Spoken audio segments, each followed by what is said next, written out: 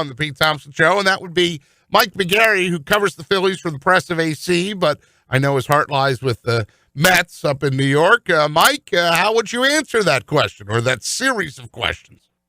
Well, I think you have to be outraged by what the Astros did, and I'm struck by, as spring training has started, the reaction of their peers, the baseball players from around the major leagues when asked about it. Cody Bellinger of the Dodgers with an interesting comment. Chapman of the Yankees talking about it. So it seems as though their peers are upset about it. The one thing that came out when this scandal broke, everybody wondered, were the Astros, did the Astros just get caught, and does everybody do it? Well, the way the players have reacted, the Astros, went above and beyond and really kind of, broke the rules here. And so I would be outraged. As far as Larry Bowa talking about guys getting dusted and thrown out, I don't know if that's going to happen that much. I mean, with the way baseball is today, maybe the first guy gets thrown out and then the umpire warns both teams and the next guy who throws at a batter is thrown out of the game. So I think the rules kind of prevent that, 1950s sort of frontier-style justice that Larry Bowa was talking about. But I think, it's going to be outraged, and it's going to be interesting to see what type of year the Houston Astros have, especially on the road. I mean, how are those players going to be treated? How is that team going to be treated when it goes on the road? And not for nothing, their response, everybody was eagerly awaiting what were the Astros going to say. When they finally did sit down and talk, what did they say? And, Hunter and I were joking before the break about Matt Klentak's press conference when the Phillies ended their season, or, just some of the confusion that took place with that infamous Phillies press conference. Well, that looks like, that's what's the phrase? Hold my beer, right? That looks like nothing compared to the Astros press conference they held the other day. And the answers, I mean, that really ticked people off. They wanted them to actually say, I'm sorry, or I apologize, or we were wrong. But in the litigious society we live in, I totally understand why their answers were canned and rehearsed and safe. Yeah, absolutely. I mean, there's already been some lawsuits filed by, ex-Major League players. I think one pitcher filed a lawsuit. He pitched against the Astros. He gave up 4 runs and didn't get an out in a game, and he was, let go by the team the next day, so he's filed a lawsuit. Yeah, the formal press conference with Altuve, Bregman, and the owner of the Astros, Jim Crane, let's say it left a little to be desired and really sort of angered the public and got people even more fired up about the situation. So I thought some of the comments that the players made, in the sort of informal sessions in the locker room were pretty good. Players took responsibility there. But, the formal press conference was just, was not good for the Astros. And it just leaves people kind of wondering, people who have left the team. Garrett Cole went to New York. He pitched with the Astros. He says he didn't know anything about it. I mean, how can you be on the team and not know anything about it? Were they using buzzers? They say now they weren't using buzzers to alert them to pitch. But, what? Somebody has to answer for me. Or Jose Altuve has to tell me why, after he hit the home run off Chapman to win the American League Championship Series, in every other situation when a player hits a walk-off home run last year, the guy's shirt was ripped off.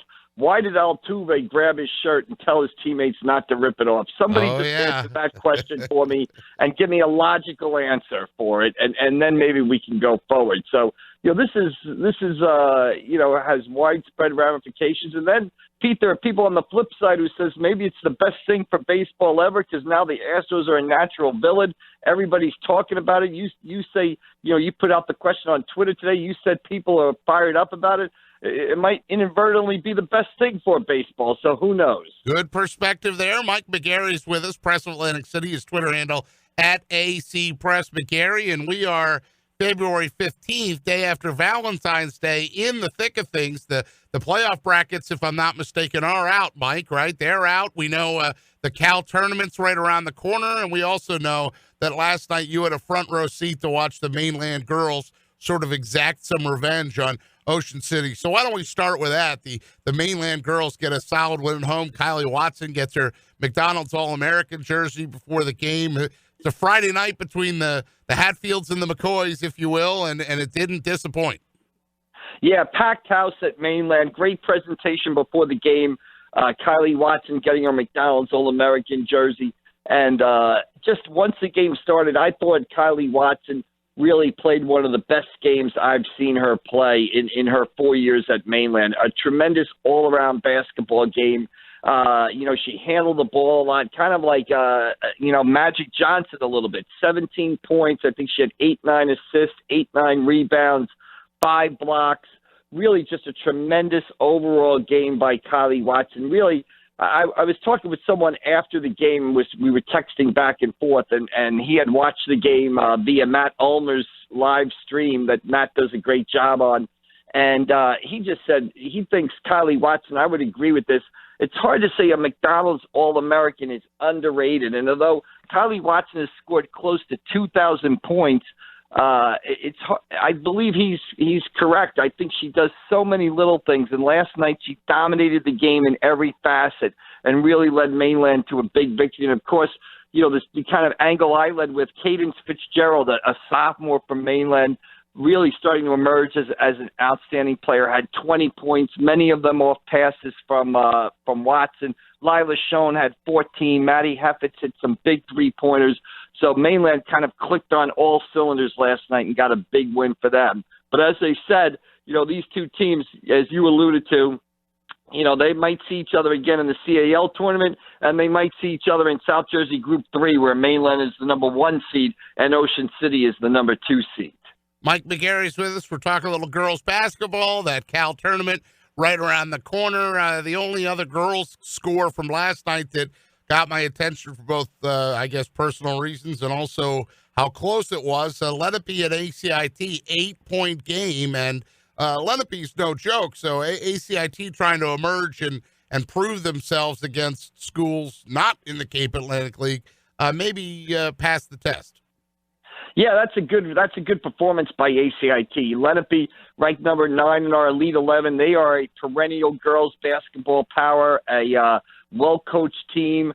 A team that beat Mainland Regional earlier this season up at Southern Regional to score at the short tournament. So, like you said, Lenape is a team. There's some pedigree there, perennial power, and a great job by ACIT. 58-50. They kind of rallied in the fourth quarter there, made a nice little run at Lenape, and ACIT is a team, they kind of got that second place spot in the American Division right now. They've got a big game with Atlantic City, I believe, on Thursday, who leads the division. So it's still a chance for ACIT to maybe, make a run at being co-champs with Atlantic City, and ACIT is going to be in that CAL tournament. Right now, I would project them as probably before the Atlantic City game as a number 6 seed. They got Siani Jackson, Montero, Spear. There's some talented players on that team. So, they're definitely a program and a team to watch going forward as we begin the CAL tournament on, a week from this Monday. Right. And before, after that, of course, is the state high school brackets and the tournaments. And they came out on Thursday in the nice article that Zach Spencer put up, 17 area girls teams, 20 boys teams. And by area, that is the Preston Atlantic City area, which is great. And the top seeds there, Mainland girls were a top seed in Group 3, Wildwood in Group 1, Ocean City in Group 3, Wildwood Catholic in non-public B. They get 2 seeds, not number 1 seeds. Any surprises in the brackets and the seeding when you saw them? No, you kind of expect them to sort of play out the way they are because you can follow along with the the PowerPoints during the season, so everybody has a general idea of where everybody's going to fall. And that number 2 seed, there's no real difference between a 1. Well, though in the public school there is. For the non-publics, there's no difference between a 1 and a 2 because the non-public finals are played at a neutral site. So the Wildwood Catholic boys at a number 2 seed, they've got themselves in a good position to make it to a South Jersey final after what was kind of unexpectedly a rough week for the Wildwood Catholic boys basketball team. Yeah, let's expand on that, and we'll flip over to the boys' side and tell our listeners why it was a tough week for them, and is that something that derails the train, or it's just a speed bump? Well, I think it's a speed bump, Pete. I mean, they played last Saturday up at Toms River. We talked about that situation during last week's show against the Patrick School, one of the top teams in the state.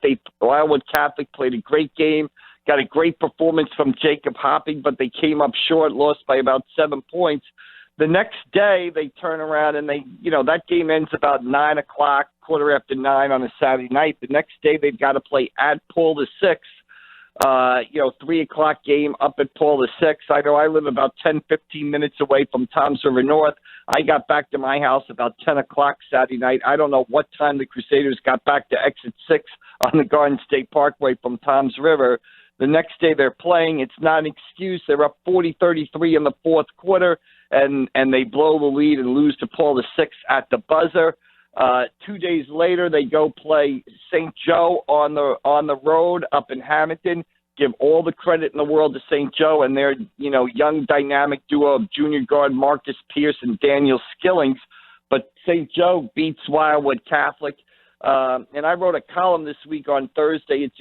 How that game reminded me of a game, of course, St. Joe coached by Paul Rodeo, the son of the St. Augustine coach, Paul Rodeo. I wrote a column on Thursday about how St. Joe's victory over Wildwood Catholic reminded me of a game in 1996 where St. Augustine, coached by Paul Rodeo, beat a really talented Pleasantville team that everybody thought was invincible, much the same way people thought Wildwood Catholic was this year. The point of the column was, Pleasantville recovered from that 1996 loss to win a state title. I think the Wildwood Catholic boys can do the same this year. A lot of great things, Mike McGarry, press of Atlantic City, in that column, including the fact that any time that you can slip in Rob Strickland, Jamar Perry, and Clifton Jones in the current edition of the paper for about a 1995, 1996 Greyhounds team, anytime you get Ken Leary back in there, I don't know about everybody else, but I'm a fan of that. People like the little trip down memory lane there, and like you're right there, you said they've got a high-profile game. They play Camden at Newman University in Aston, PA, 5 o'clock tomorrow. So no time to feel sorry for yourself. Got another game. Yeah, exactly. And Camden, of course, ranked number 1 in the Press Elite 11. They feature freshman DJ Wagner, the son of DeJuan Wagner, the grandson of Milt Wagner. I saw Camden play up at Toms River. They played a couple games before the Wildwood Catholic Patrick School game, and Camden, of course, the real deal. Very talented team, and worth taking the trip out to Pennsylvania to see them play Wildwood Catholic, and a chance for Wildwood Catholic to kind of redeem themselves and restore some of their luster. And I would expect the Crusaders to play well tomorrow night. Well, your phrase often, Michael, is man does not live on football alone, right? Well, we do not live on basketball alone, so we can sort of segue out with a couple of minutes left in our segment here to address some things that are taking place. First and foremost, I saw that the Mainland boys swimming team won the sectional again. I mean, Brian Booth's got a little dynasty going over there, even if he doesn't have the Lasco kids swimming for him. Yeah, absolutely. That Mainland Regional Boys Swimming Program, 6 South Jersey titles in a row. They're going for, I believe, their 5th state title, and really a great job this year. The brothers Liam Garbett and Cole Garbett, must have been, 2 fantastic kids. They won 4 races in a row. One brother won, and another brother won, and the other brother won, and the other brother won. 4 races in a row. They win a South Jersey championship. And you mentioned, great job by them. Destin Lasco, one of the best, maybe the best boy swimmer ever to come out of the press area. Swam his first 3 seasons at Mainland. He's an outstanding kid, but he's got a legitimate chance at the Olympics or being a national swimming star. So he, didn't swim with the team this year to sort of train for that, to train for those goals. And Mainland's still able to come through. They get that South Jersey championship, and they'll continue the pursuit of their 5th straight state championship next week. And regardless of sport, I don't see too many programs or teams in Cape Atlantic League history who have done what the Mainland Regional boys have done, in the pool over these past couple of years. You want to feel old for a second? Sure, why not? Amy Van Dyken is a name that jumps to my mind because that she was an Olympic swimmer. She's 47 years old today. Doesn't it just there you go. doesn't it seem like just yesterday we're rooting on Amy Van Dyken in the Olympics? Right. Wait, Well, I don't need that to feel old, Pete, because Liam Garbett and Cole Garbett, their dad, Matt Garbett, I covered him when he was a high school student at Atlantic City, rowing for Atlantic City at the Henley Royal Regatta in London, England in 1994. So I knew those boys' dad when he was 18 years old. So I've got personal every time I turn around, I'm bumping into something that makes me feel a little old. I was going to ask you that. The Garbett name is usually associated with rowing, but Garbett swimming, I guess, works too. All right, so we did a little boys swimming, girls swimming, anything out of the girls swimming arena, if you will, or that side of the pool that jumped out at you? Well, just another great job by the Mainland girls swimming team. You know, the Middle Township swimming team had an excellent run. You know, those teams kind of were eliminated in South Jersey finals, but overall an outstanding season by the girls on that side. Katie McClintock of Mainland Regional setting national records, you know, several times throughout the year. I think Mainland set a couple of girls' records in their South Jersey final loss. So just an outstanding season. Again, you know, swimming part of the culture. We're close to the beach here. Lifeguard races, you know that as well as anybody. You know, this area takes a lot of pride in swimming success. It was another great swimming season, you know, this winter. Yeah, lifeguard races. I tell the story every time. I had my wallet in my pocket, and it got soaked because the minute a wave hit me, because you got to get in the water to get the shot. The minute the wave hit me, that was the end of my wallet. So there you go. The hazards of being a TV guy, basically. I guess. I mean, then, of course, the next year I sent Mike Frankel to every lifeguard race except for one. I would show up at one to make it look good, but Mike knows. Right. Mike knows how things worked back then.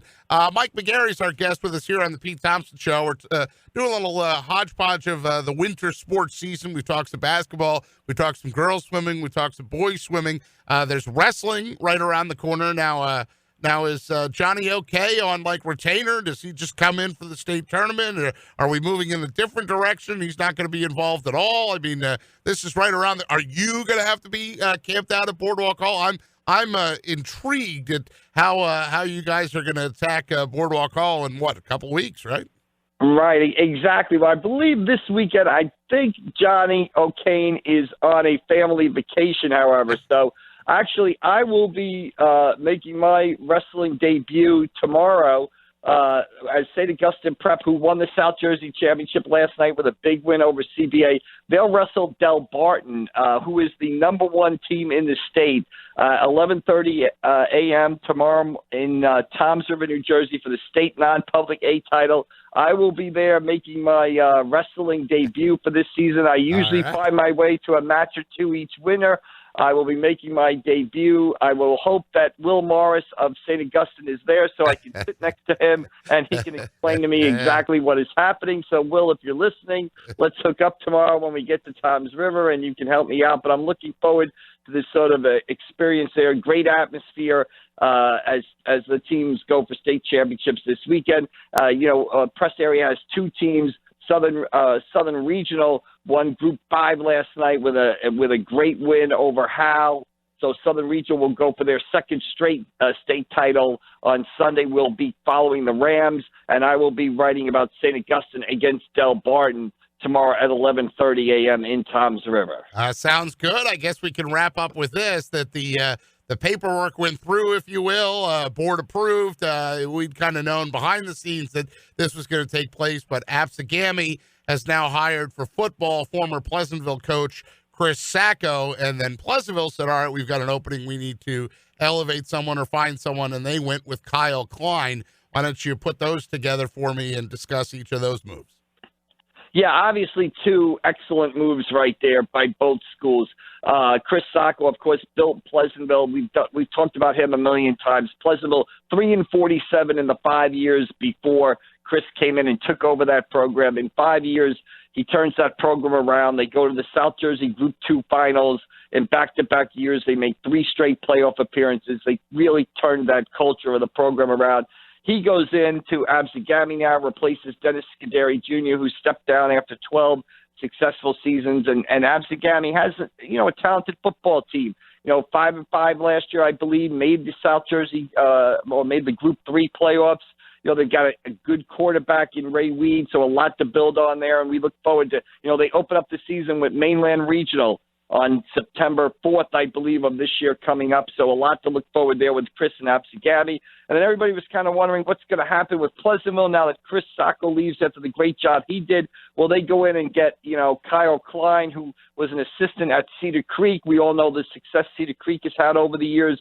Cedar Creek winning a sectional title this year, going to that, regional championship game. Kyle's done a lot in the 7-on-7 arena in the summer. Kids love him, great connection with kids, has worked with Pleasantville players in the past. So, two great hires with Chris going to Absigani and Pleasantville getting Kyle to replace Chris. You kind of expect those programs, to maintain where they are, maybe even take a step forward, go even forward. So excited to see what Pleasantville and Absigami sort of achieve on the football field this fall.